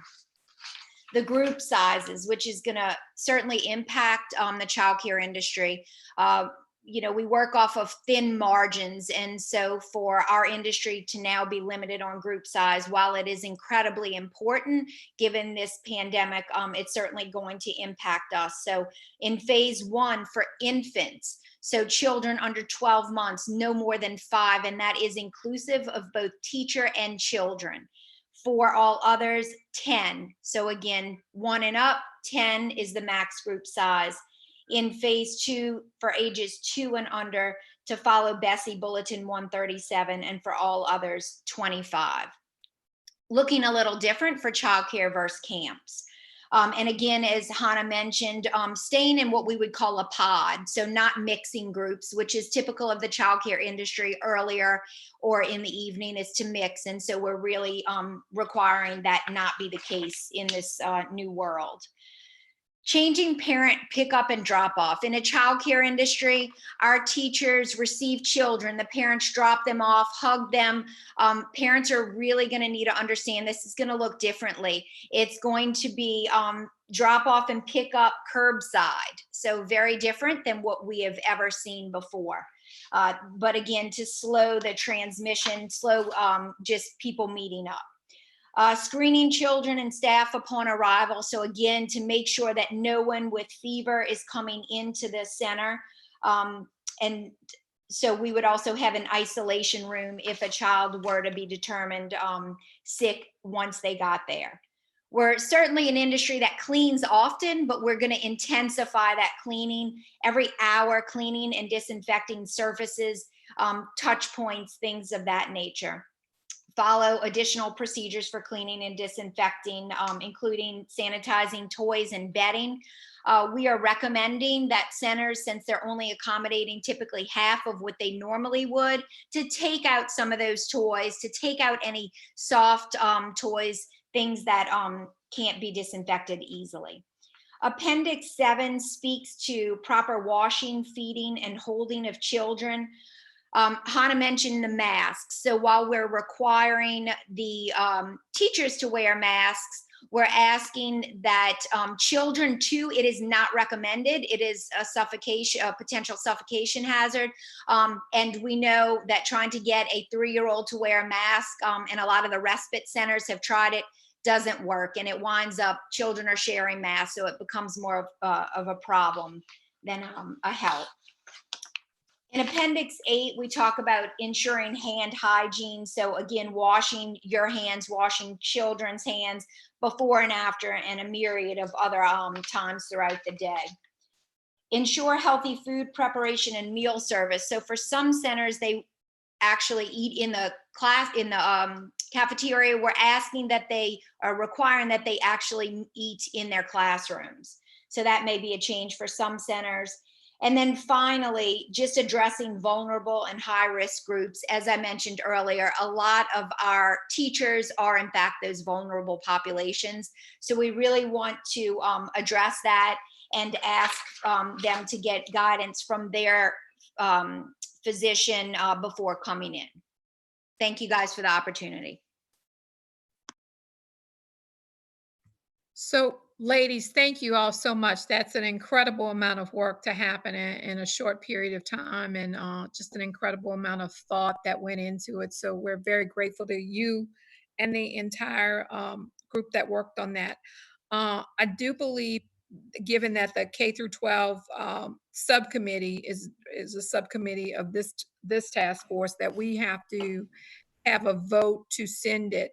And I'm looking at the Zoom comment chats at the same time. We will make sure that the full report, that if anyone did not receive it, that it does get sent out. And I know that we will continue to have questions and fine tuning to this incredible document that you all put together. But I'd like to open the floor to any questions, and after questions, entertain a motion to accept the recommendation of the panel. Secretary, I just have I don't even know that it's a question, more of a comment. I think what they put together is great, and I think it's needed. In the context, though, of this committee, in the context of this committee's larger mission related to workforce too, our organization sent out a survey to employers in our region a couple of weeks ago, and 43% of the companies that responded noted that childcare was a barrier for their employees coming back to work. And one thing that I'm concerned about is that employees won't feel comfortable sending their children to childcare facilities or camps because of the concern of, the sanitation. So I think we all have to be part of marketing and communicating what is being done so that people can feel comfortable sending them and go back to work. Mm-hmm. If I can speak to that, Angie, Jessica Bagian and I have talked about messaging. We agree it is so important. And I'm in the greater New Orleans area. So we have Dr. Corey Hebert, and he is an incredible voice. So many people listen to him. And we were hoping to provide some messaging to let parents know the wealth of protocols that we plan on putting in place before we were to open. I just think that's going to be critical. So pediatricians or whoever it is that parents feel most comfortable hearing from in the healthcare industry, I think they need to be part of that messaging. I think otherwise it's going to continue to be a problem, even if childcare facilities are available. Mm-hmm. The only other thing I would contribute, just building on your point, Paula, is yesterday when we presented these tools to the K-12 subgroup, Dr. Frank Welsh from the Department of Health participated in that conversation. And when we present these materials to K-12 school leaders and school system leaders, we'll have Dr. Welsh join us as well. And having a physician able to answer detailed questions, and I know, Paula, this has been true for your center directors also, having a physician able to answer questions as global as, is it safe for me to send my child to school, to as discreet as, how am I going to handle cleaning the weight room, it has been so helpful to have physicians available to answer questions. And I think your point for me is making me think about how we can make that kind of expertise available to parents as well, so that they're able to hear directly from the medical experts in our state. I think it's a very important point. So thank you all very much. Does anyone else have any questions?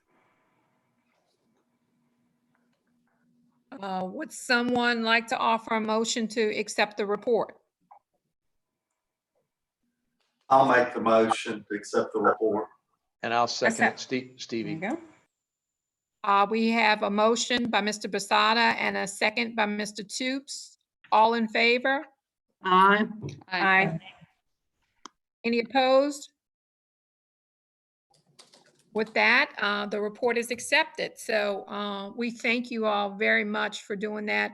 We do have some time to take questions, and I know that Dr. Reed and the team, the staff, Dr. Vosper, Susie Shao, and Sonia and Ali will all come back with some after action reports. But one of the things that I have down is to make sure that in our next meeting that we are maybe begin or certainly allow a significant amount of time to hear from all of the members. You all have been very patient in letting us get information out there to you all and just presenting some things that were certainly time sensitive as it relates to moving towards reopening. But we want to definitely hear from you all.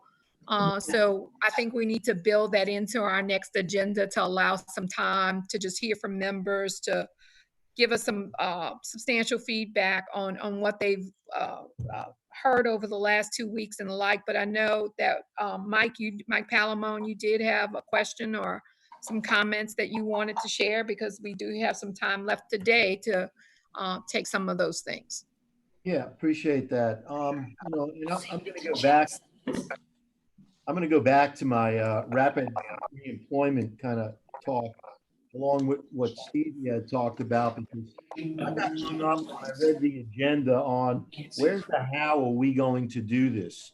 And one of the things that I know has occurred in other parts of the state, and Dr. Sullivan and I had spoke about in our region, is working the WIBs, working more closely with LCTCS. And we're talking about actually having just the workforce component of the WIB moving in and collaborating more with LCTCS on the job opportunities and job training, so that the person can go to one place. What training, if that person needs training.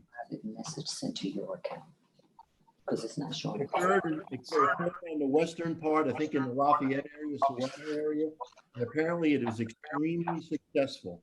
And I think it's worth exploring in our rapid reemployment phase, which we're in right now, as we move forward. And I think it fits in with some of the stuff that you were talking about, like getting those folks to work, or, you know, taking the ticker and making them a welder. Absolutely, Mike, we appreciate those comments, and we are certainly looking at all the different ways that local workforce development boards can better serve the populations, you know, with locals being the drivers in that. And I know that Bruce Posada, who is the incoming chair of the WIC, certainly is interested in making sure that local board chairs have greater education related to the ability of their boards to drive training and programs in their areas. And Ava, on top of that, also, Stephen, we are also, Ava and I talking before this happened, and with some of the other commission members about speeding the process up, and especially since this has happened, trying to speed the process up of getting people to their training provider. And so that's what we're gonna, hopefully as a commission, when we actually are able to meet again, figure out ways to actually speed the process up and make it easier for the counselors to get their participants to a job, to a training provider, and then to a job. And so that's what we're working on. But there's one other thing I caught my attention about the high, about the unemployment wages, or the weekly amount is high right now. Well, that's going to end in July. I don't know if there's some way, Ava, for us to get that word out to the people that are getting it, that high unemployment at the end of July is going to end. And so they need to look at what if they're not going to have their job open at the end of July to go back to, is maybe to get training, starting in July before that runs out, where they can actually train for a month or 2 months, start getting some of their training ahead of before those funds run out. It's just a thought, but I mean, we can talk more about it later. If there's some way to get that communication out, is what I'm saying, email to them or something.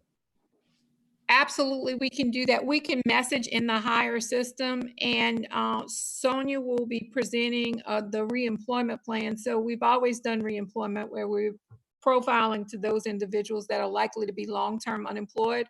We'll be doing reemployment on steroids, and it will basically mean that nearly every individual on unemployment after receiving, when work search resumes, because for those that aren't familiar with how the unemployment application process works, one of the things is your immediate ask, are you available, and could you go to work today? And then the second thing is, you know, have you refused a job? Well, right now, work search and those things are temporarily suspended. So we anticipate reinstituting work search very shortly. And then from there, that will drive those individuals to the offices and to broadband and other access, because we won't be able to have all 400,000 people into the office, but to work with those individuals more closely and begin having those one-on-one conversations with them, or those group conversations with them. So yes, we will take that in consideration, and I will also make sure that we get a work group or just a discussion group together for those that have given some comments. I will get a notice out. I know that Stevie Toops and some others expressed some interest, Mike and yourself, Mr. Chairman, about how to, what we can do better to be more responsive and more nimble, and just discuss some ideas. So I will follow up on that over the weekend, getting a request out to you all. Did receive a text that Dr. Reed has been able to join us. So Dr. Reed, are you on the line? Yes, I am. Thank you. We tried to carry on in your absence. I'm sure that we weren't up to we're getting there. We will meet the Dr. Kim Hunter Reed standards. We're work in progress, but we're glad that you could join in. I know it's been a crazy day. Ava. It has been, but I'm so grateful that you all are continuing amazing work. I was able to listen in to some of the conversation, and you know, we were in appropriations committee talking about our commitment to partnering on the rapid response on workforce, and certainly, you know, continuing to support the research and science that will help us to hopefully have a vaccine. And so we stand ready, and I appreciate it, Ava. I appreciate it very much. Well, thank you so much. And I think I heard Doretha Bennett saying something. Doretha, yeah. Hello, everyone. Abe, I want to make a statement about the workforce board working with the community, LTCTS, the community college.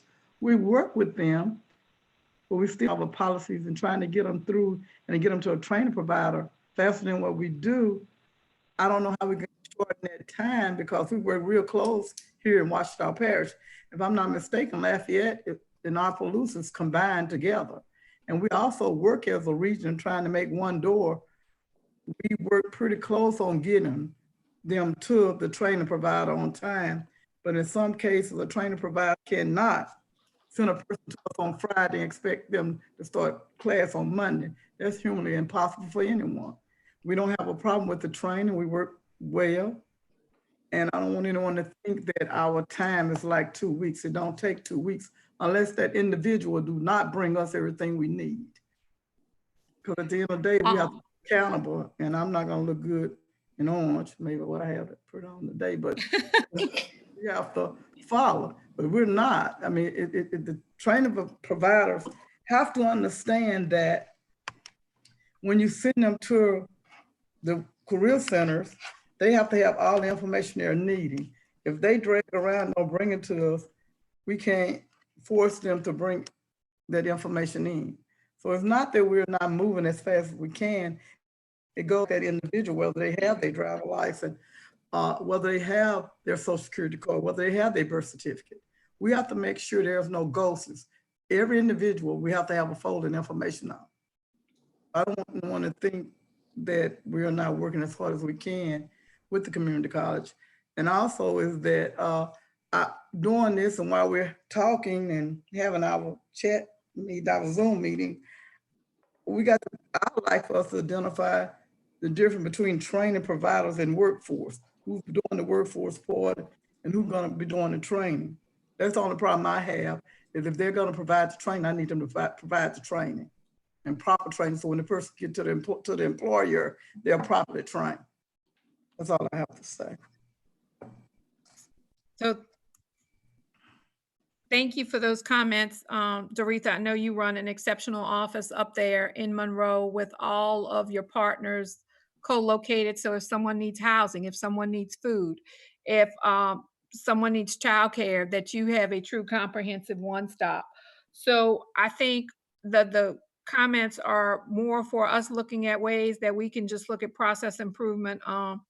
I think our experience internally in Baton Rouge has led us to, just how we can do things differently in terms of when we're asking someone for their check stub or their severance papers.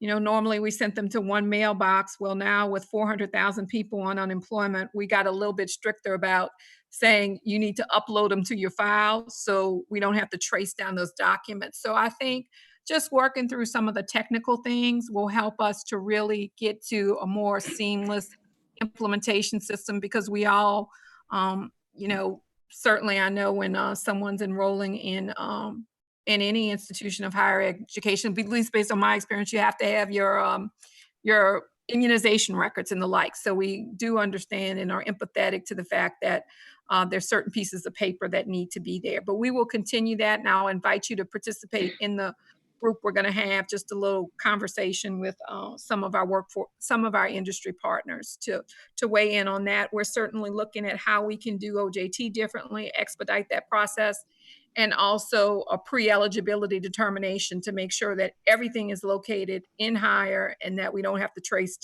documents down.